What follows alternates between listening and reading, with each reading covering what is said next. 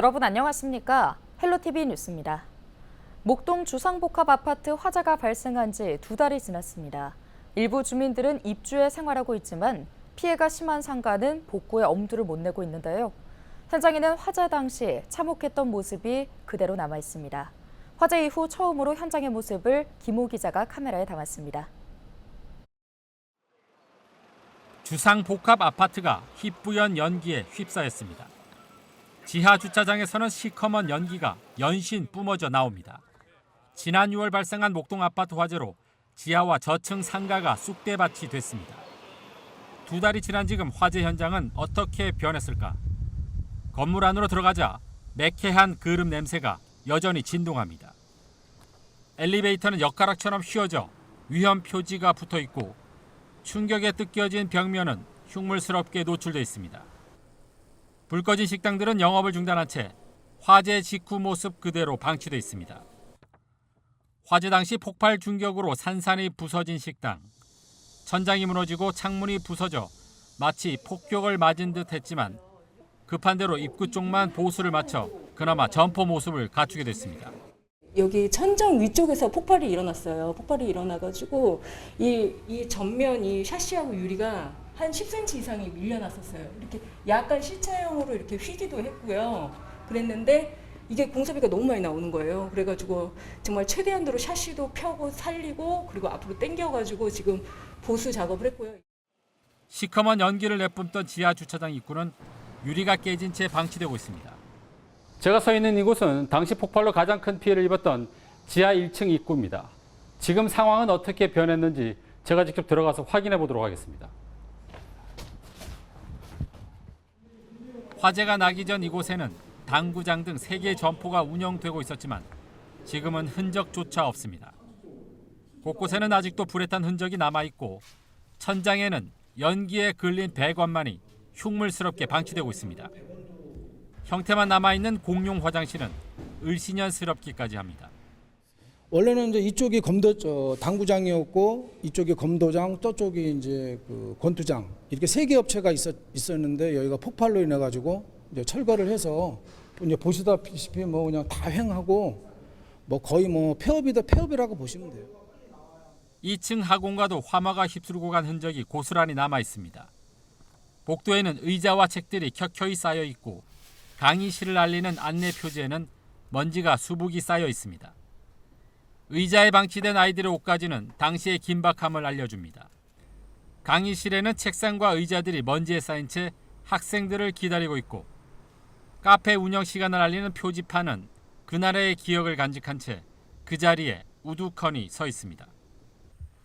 2달이 지난 목동 아파트 화재. 피해 현장의 시계는 화재 직후 멈춘 채 움직이지 않고 있습니다. 헬로티비 뉴스 김호입니다. 화재의 피해 현장 모습 영상으로 봤는데요. 다음 시간에는 복구가 늦어지면서 고통받고 있는 상해인들의 이야기를 전해드리겠습니다. 다음 소식입니다. 최근 전기차 화재가 잇따라 발생해 불안감이 커지는 가운데 은평구가 전기차 화재 종합대책 마련에 나섰습니다. 은평구는 전기차 화재 대응 전담팀을 구성하고 전기차 충전시설 실태조사 등을 추진합니다. 또 공동주택과 공공기관 등에 설치된 전기차 충전시설을 대상으로 소방서와 함께 안전점검을 시행할 계획입니다. 양천구가 추석 명절 고향을 방문하는 귀성객을 위해 자동차 무상점검을 시행합니다.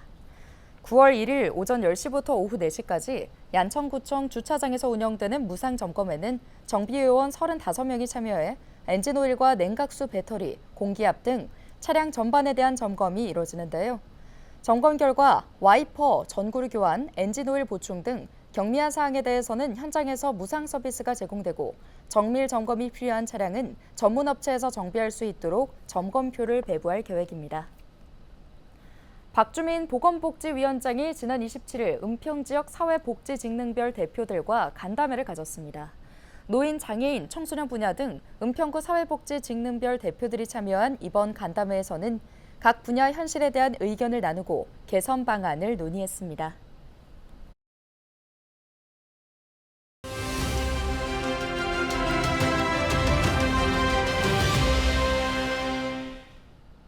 19명의 사상자를 낸 부천 호텔 화재가 발생한 지 일주일이 지났습니다. 조금만 신경을 썼더라면 재난을 막을 수 있었다는 분석들이 화재 이후 나오고 있는데요. 문제는 불이 난 호텔과 비슷한 숙박시설이 여전히 부천 지역에 많다는 겁니다. 현장을 이정아 기자가 취재했습니다. 부천의 중상동 상가 밀집 지역에 위치한 한 숙박업소.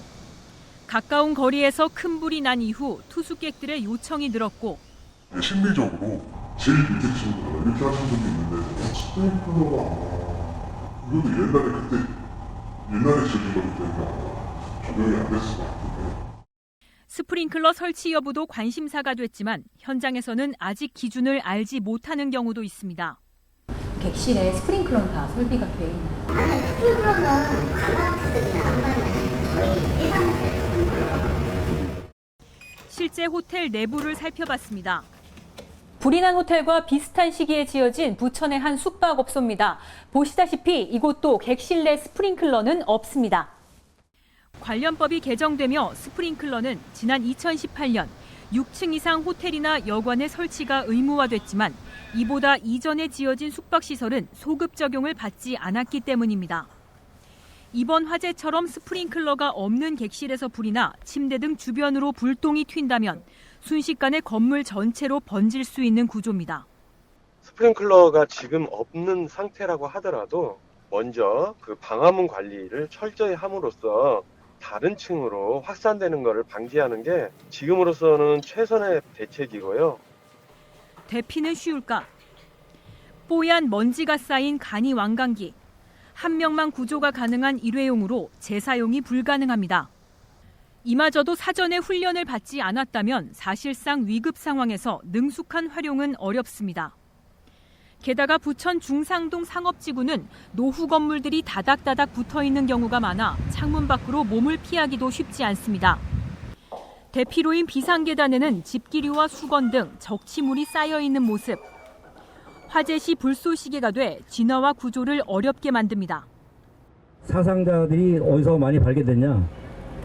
그 8층과 9층에 객실 내부하고 계단, 복도 등에서 발견이 되었습니다. 저희들이 그 선착했을 당시에 그 내부에 이미 그 연기들이 가득 차 있었으며 그 창문으로도 이렇게 분출이 되고 있는 상황이었습니다. 사망자 7명이 발생한 참사. 지난 22일 화재가 발생한 호텔입니다. 이 호텔은 이미 앞서 여러 차례 소방 점검에서 화재 위험성이 제기됐습니다. 더불어민주당 최현일 의원실이 확보한 소방당국의 3년치 소방활동 자료조사서에는 화재 발생 시 다수 인명피해와 주변 건물로 연소 확대가 우려된다는 의견이 수차례 기재됐습니다. 또 해당 호텔이 연기 감지기 불량, 피난 유도 등 점등 불량, 분말 소화기 사용 기한 경과 등을 이유로 최근 5년 동안 지적 36건을 받은 사실이 뒤늦게 드러났습니다. 부천시는 조만간 관계기관과 지역 숙박업소 170여 곳을 대상으로 합동점검에 나서기로 했습니다. 전문가들은 형식적 점검만으로는 반복되는 참사를 막을 수 없다고 지적합니다. 참여하는 전문 기술자들이나 이런 분들이 전문성이 좀 있어야 되는데 몇몇 공무원들 중심으로 이런 현장 점검을 매번 하는 것들을 보고 있어요. 그래서 그런 것들을 조금 충분히 전문가들이 참여할 수 있도록. 최근 5년 동안 숙박시설에서 발생한 화재는 1,800여 건. 소방 안전시설을 제대로 갖추지 못한 노후 숙박시설이 안전사각지대로 남아있는 한 대형 화재는 언제든 반복될 수 있습니다. 헬로티비 뉴스 이정아입니다.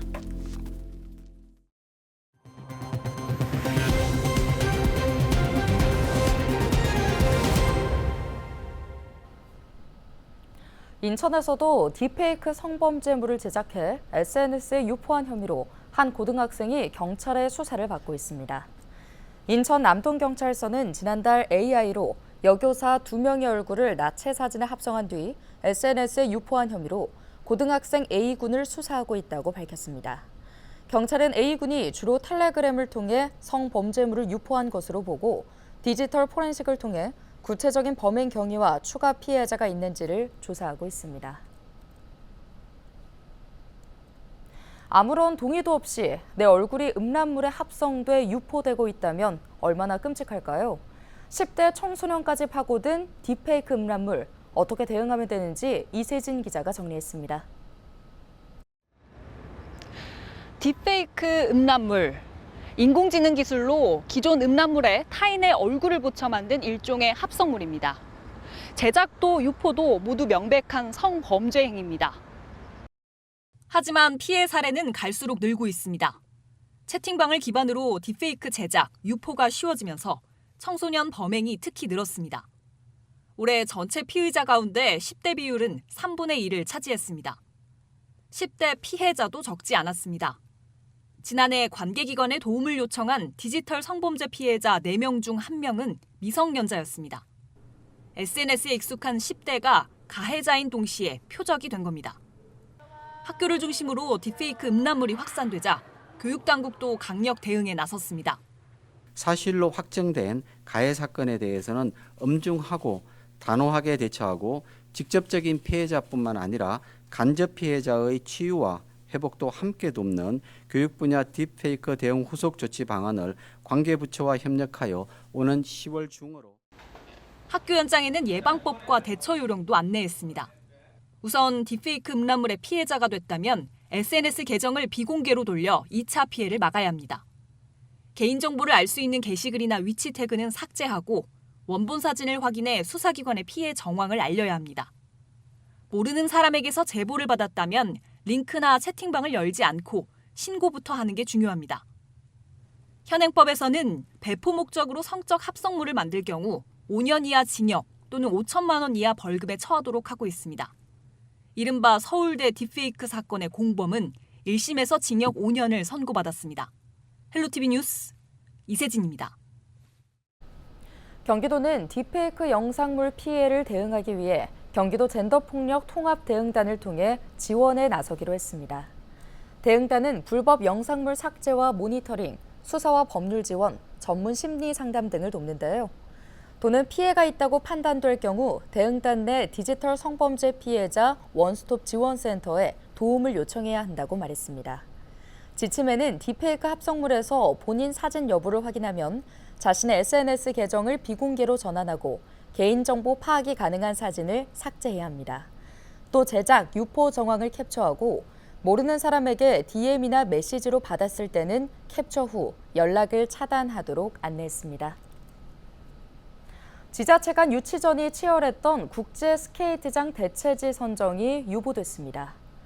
대한체육회는 28일 이사회를 열고 태릉 국제 스케이트장 대체시설 부지 공모 연기 안건을 서면으로 의결했는데요.